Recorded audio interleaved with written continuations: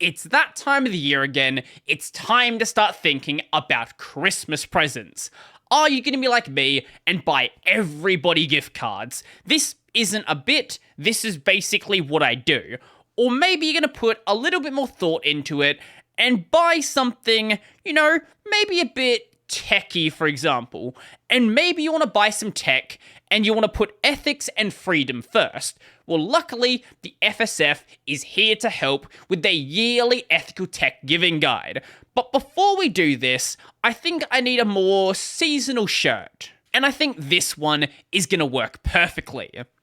It's time to reclaim our freedom from the abuse of multinational corporations who use proprietary software and malicious anti-features to keep us powerless, dependent, and surveilled by the devices that we use. There's no time at which it's more important to turn these unfortunate facts into positive action than the holiday season. The gifts that we recommend here might not be making headlines, but they're the rare exceptions to the apparent rule that devices should mistreat their users.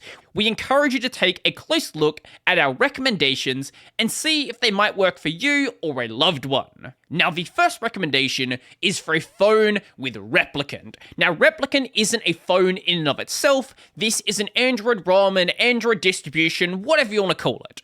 Replicant is a fully free distribution of the Android operating system. The project has a staunch policy of including only free software and firmware. But even if your phone doesn't support Replicant, which is very likely, I'll get into why in just a bit, you can still use the F-Droid repository on your Android phone.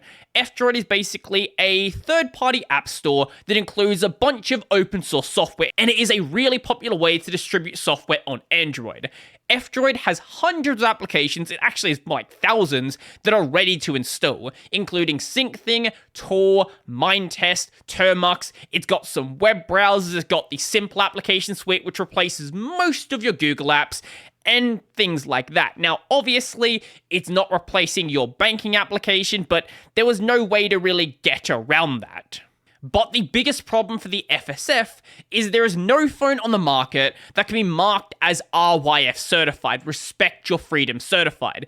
This is the FSF certification saying that it has nothing but free software, as long as you don't include the hardware, because we don't talk about the hardware, the FSF doesn't care about the hardware. Anyway, besides that, there's currently no cell phone on the market that's fully compatible with user freedom, given the presence of non-free software in iOS and Android. What makes matters worse is that all the smartphones currently run a separate, non-free OS, commonly referred to as the mobile baseband, which is responsible for most of the device's communications. Basically, this OS is for controlling the phone part of your smartphone. Now, the biggest problem with Replicant is what it supports. With the newest version released earlier this year in June, it supports 13 different devices.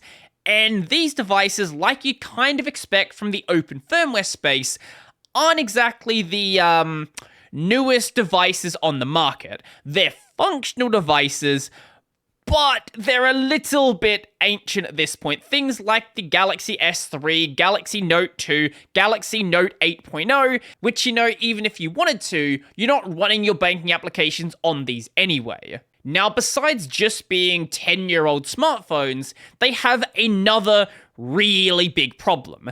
These are 3G devices, and 3G devices are perfectly fine in many countries of the world. I can't speak for everywhere, but in Australia, we are currently in the process of shutting down our 3G network and only having 4G, 4G LTE, and then 5G. So very shortly in Australia, these devices are completely useless as a phone. Now, there were 4G models of some of these devices, but specifically the GT i9300 and the N7100, these are the 3G models. Now, they obviously still work for doing email over Wi-Fi, but don't expect to be doing much more on these besides that. Now, in earlier years, the FSF was recommending the Librem 5. Nowadays, though, that's nowhere to be seen. But I'll get more into purism in just a bit. Now, let's go to the second device, the personal computers. they recommend the ThinkPad X200 with GNU Linux. This can run Tri-Squirrel and other FSF-endorsed operating systems, and you can use the upcoming Tri-Squirrel 11 on it too. It's durable hardware that's easy to repair, assuming you can actually find parts for it, because as ThinkPads get more and more popular and older, the parts are actually going up in price. And they're also widely available from resellers and shops for hobbyists. Once again, assume you can find one that's actually reasonably priced.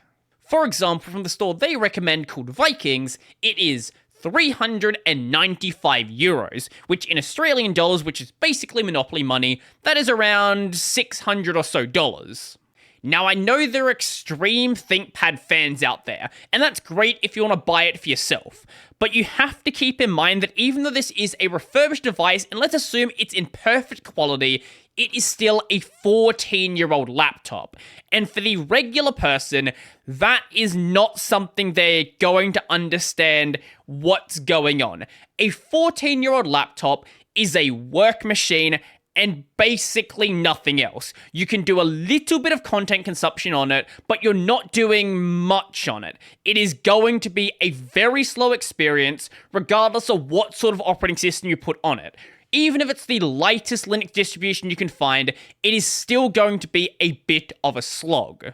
Now, if you want to step a little bit back from the FSF's recommendation, and you still want to buy someone a computer, I would suggest instead buying them a relatively modern desktop. Now, this can be made of second-hand parts, but it is going to be a lot better of an experience that the average person is going to understand. It may not be the fastest thing out there, and that's totally fine, but it gives them a good upgrade path, and it gives them just as much repairability. But maybe smartphones and computers aren't up your alley, and instead, you just want to buy a random cool piece of tech. Well, one of the things you can buy is this mini Wi-Fi adapter running with completely free firmware. It is great for all free software installations on laptops with incompatible Wi-Fi hardware. It's great on desktops as well, but those have Ethernet ports. Also, the X200 has one as well, so you don't really have to worry about Wi-Fi if you don't want to.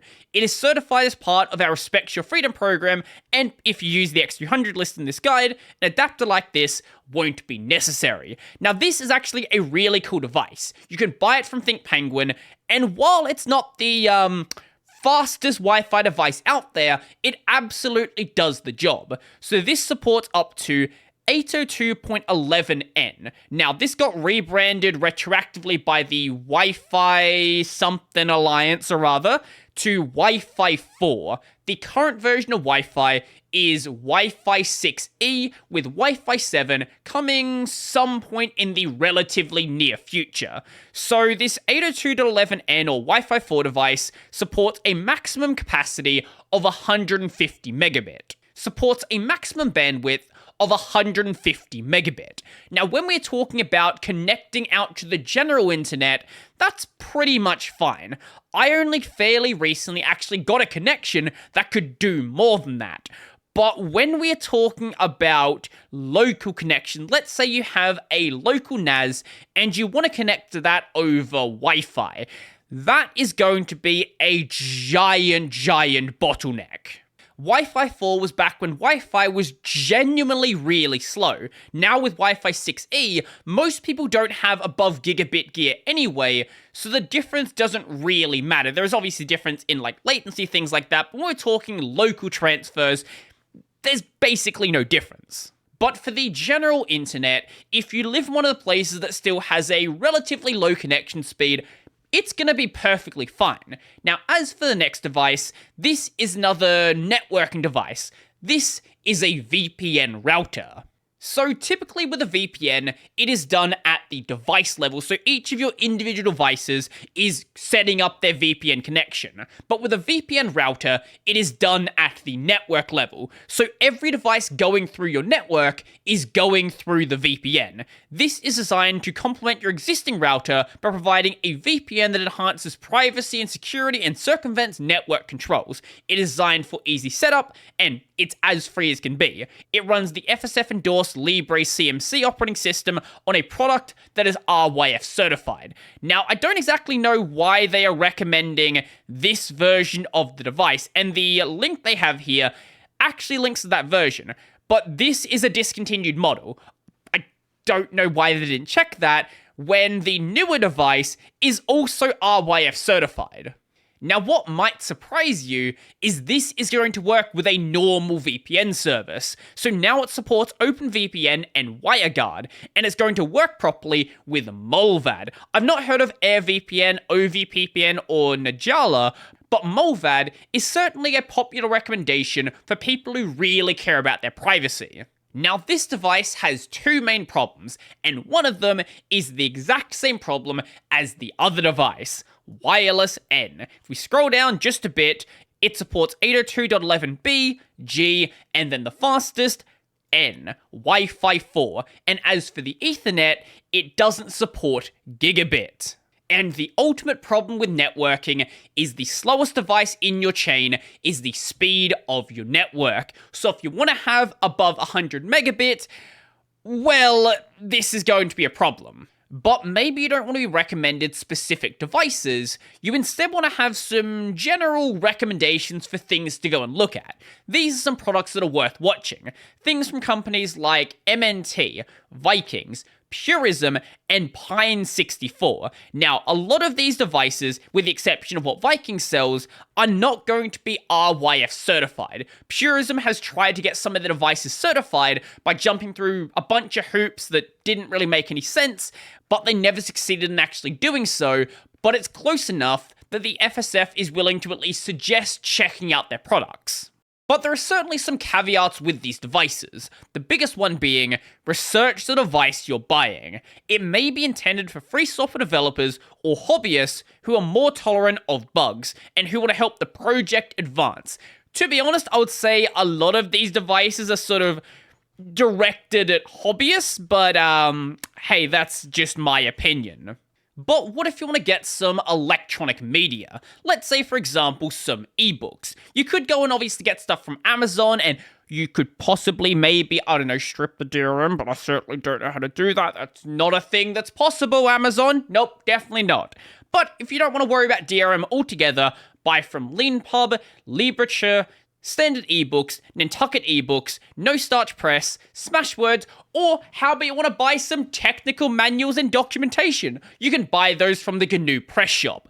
Or, if you want to have no DRM altogether, buy physical books. Physical books don't have DRM. But maybe you want to get some music instead. Now, Bandcamp is probably the best way to do it. Bandcamp is DRM-free, but there's also places like Discord Records, eMusic, Folkways, HD Tracks, and Mutopia. And lastly, how about some video? Now, video for things that you actually care about is a little bit more difficult to find DRM-free. But if you want to go back and watch some older things, you can go to the Moving Internet Archive. If you want to watch a couple of indie things, there is the Blender Open Movies, or you can go and check out the FSF's Guide to DRM-Free Living, which has a bunch of recommendations, not just for videos, but also for audio and books as well. So are you going to be that weird auntie or uncle that buys their nephew or niece a 14-year-old laptop? I would love to know. But besides that, what are you buying your family for Christmas? What are you buying your friends? Is there anything that exciting? Or, like me, just buying gift cards? I would love to know. So if you like this video, remember to go and like the video. And if you really like the video and you want to become one of these amazing people over here, go check out my Patreon, subscribe to Son of Pay, linked in the description down below. I've got a podcast called Tech Over Tea. I've got a gaming channel called Brodie Robertson Plays. That's going to be it for me, and I'm out.